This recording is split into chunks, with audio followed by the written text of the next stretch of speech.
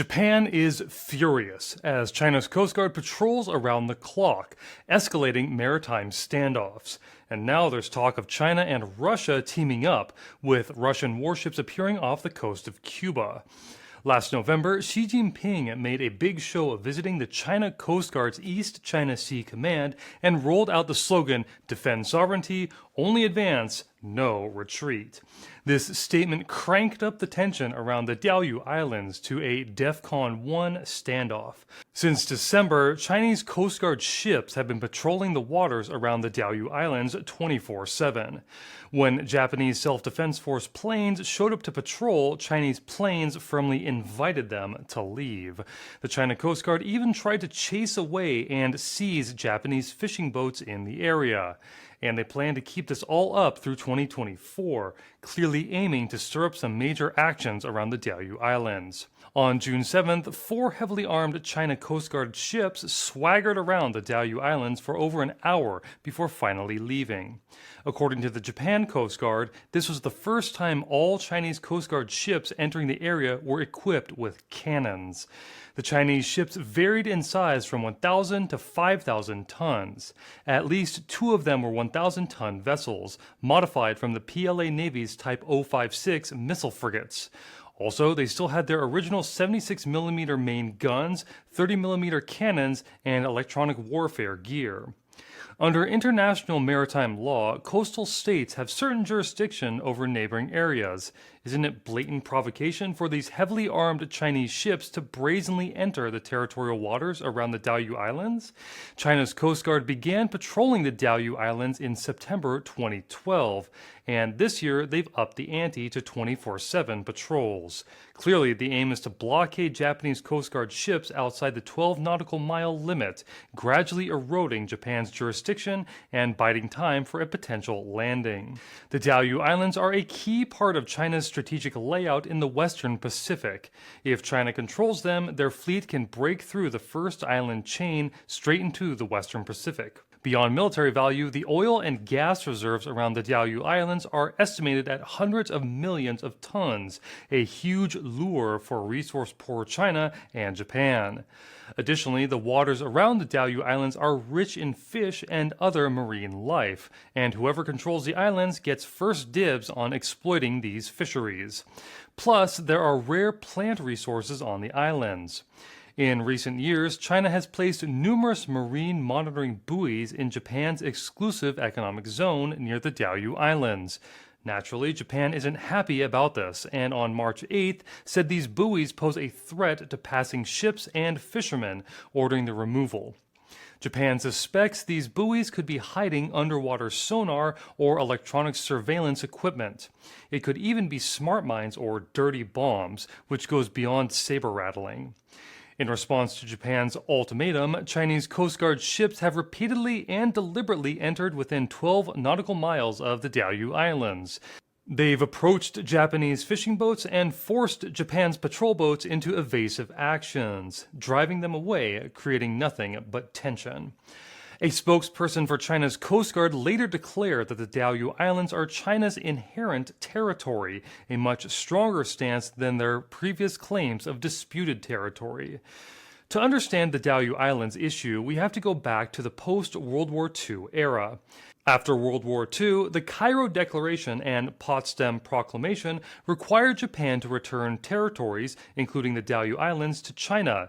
At the time, the territories were to be returned to the Republic of China, or ROC, government, which had represented China in the negotiations and the signing of the treaty with Japan. By the 1951 San Francisco Treaty negotiations, the Chinese Communist Party, or CCP, had taken control of mainland China. The Western countries, including the US, needed to prevent the Diaoyu Islands from falling into communist hands. Japan was ready to return the territories it had taken under the Treaty of Shimonoseki, but the treaty didn't specify to whom these territories would be returned after Japan relinquished them. Since these territories were originally ceded by the Qing dynasty, they were supposed to be returned to the ROC. But since the ROC no longer controlled the mainland, giving them to the mainland would mean giving them to the CCP, which wasn't acceptable. So the sovereignty of these territories, including the Diaoyu Islands, was left unresolved after World War II.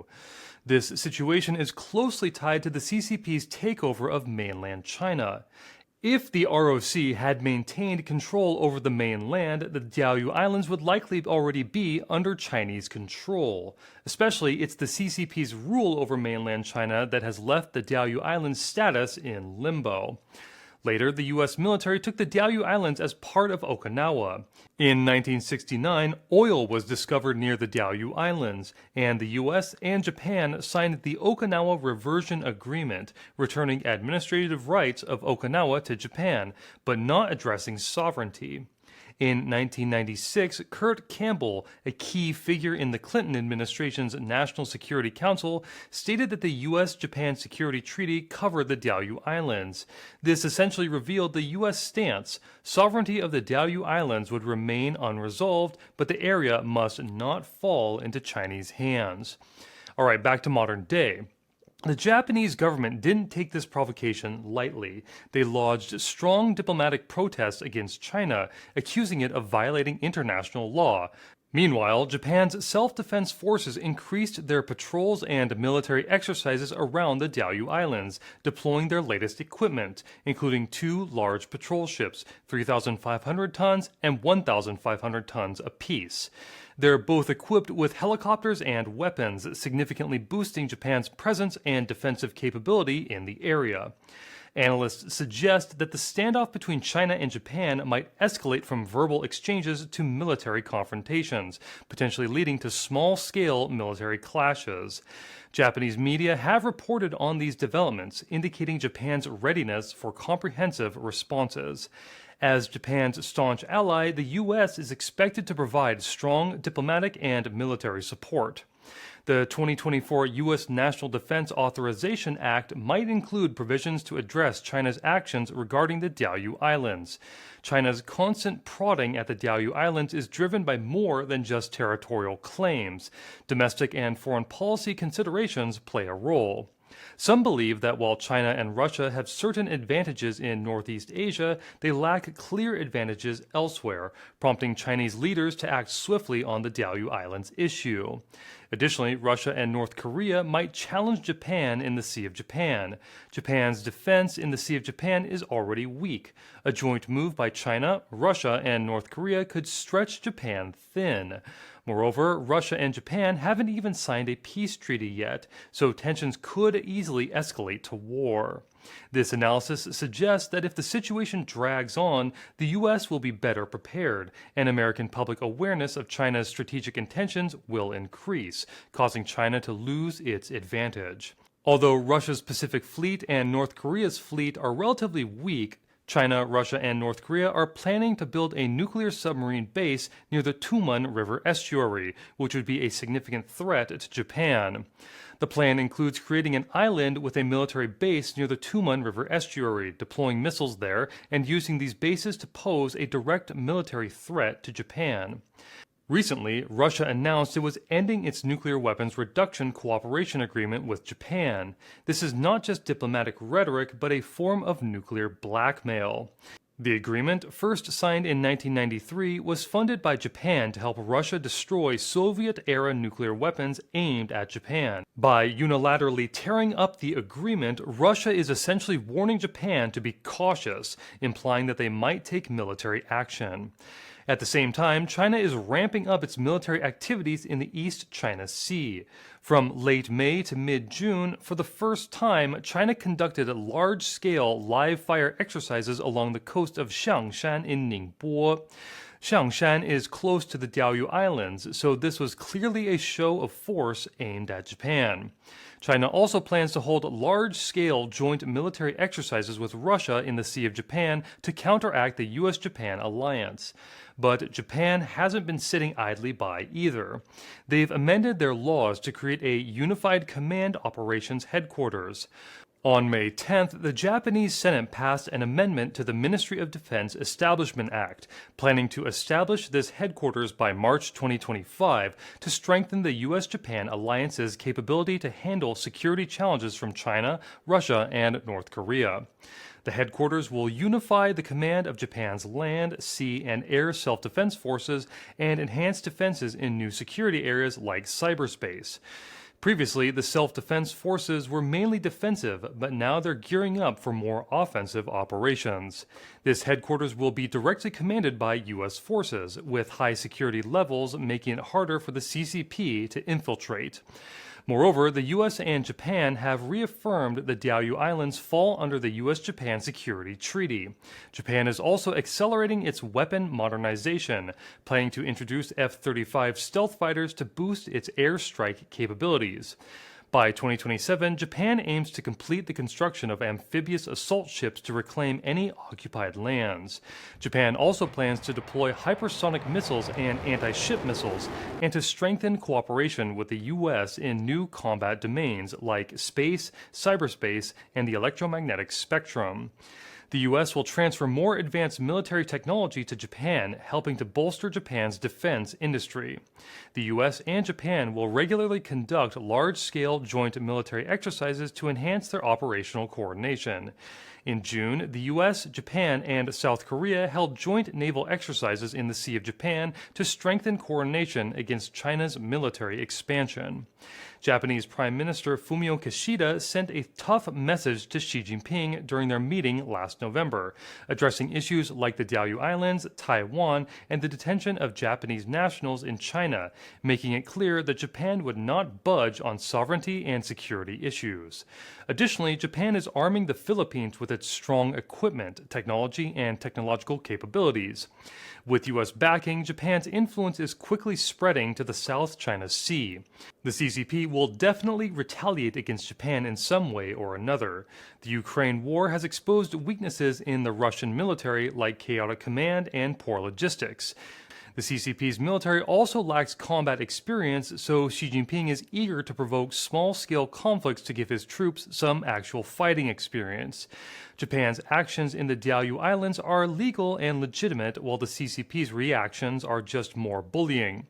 Japan is also enhancing military cooperation with regional allies. Besides joint exercises with the US and South Korea, Japan is strengthening defense ties with India, Australia, the UK, France, and others to build a containment network against China. Japan is also pushing the free and open Indo-Pacific initiative to reshape regional order based on rules. The frequency of Japan's military exercises in the waters around the Diaoyu Islands and nearby islands has increased significantly in recent years. In 2021, Japan conducted about 20 exercises in the area. This number rose to over 30 in 2022, and in the first half of 2023 alone, Japan has held more than 10 exercises near the Diaoyu Islands.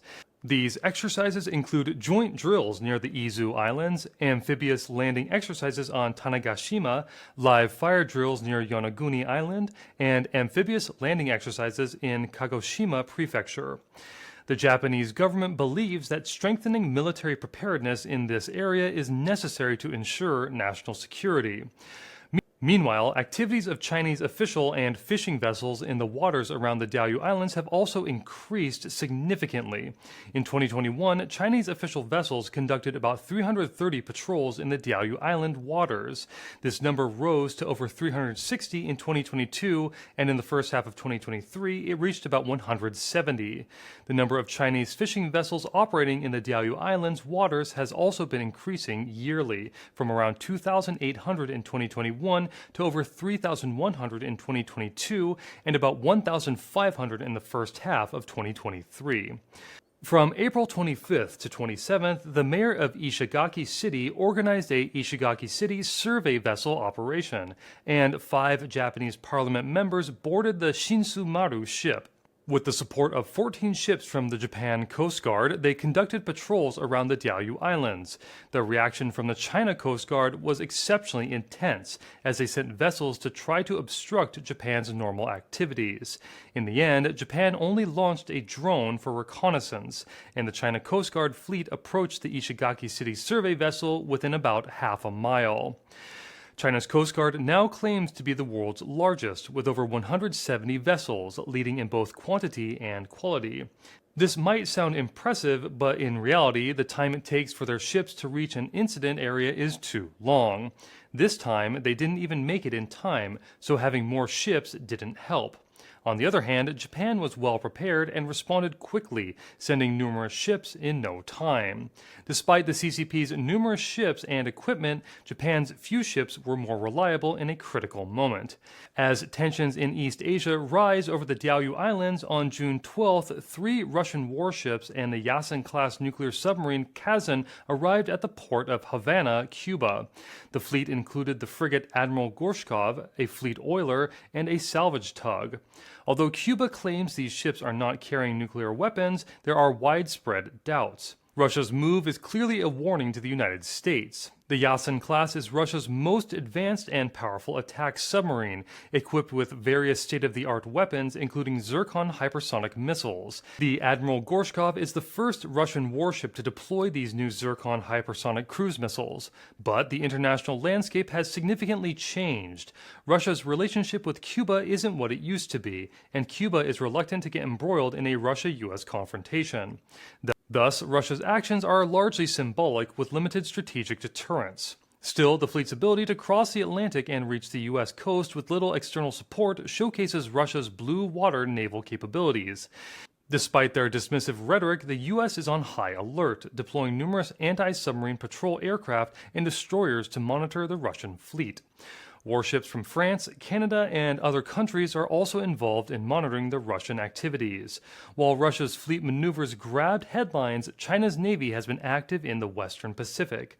On June 7th, the Dutch frigate Tromp, conducting UN sanctions enforcement against North Korea in the East China Sea, was shadowed by Chinese military aircraft. When the Tromp launched its helicopter, a Chinese JH-7 electronic warfare fighter bomber interfered, prompting the helicopter to return to ship. This incident underscores the escalating activity of the Chinese Navy in East Asian waters, challenging the military presence of other nations. Russia and China are signaling to the world that there are alternatives to the US and the West, but they might not fully grasp the consequences of their actions. The US is still the preeminent military force in the world, and views of Russia picking a fight won't be taken lightly. Since World War II, the US has maintained economic and military dominance. There's no reason to assume that the US would step down from its spot at the top for an adversarial nation like China. So when push comes to shove, there will be resistance. In the coming months and years, we'll likely see the US concentrate its military power in Asia, preparing for potential conflict. China needs to rethink its aggression, or the consequences could be severe.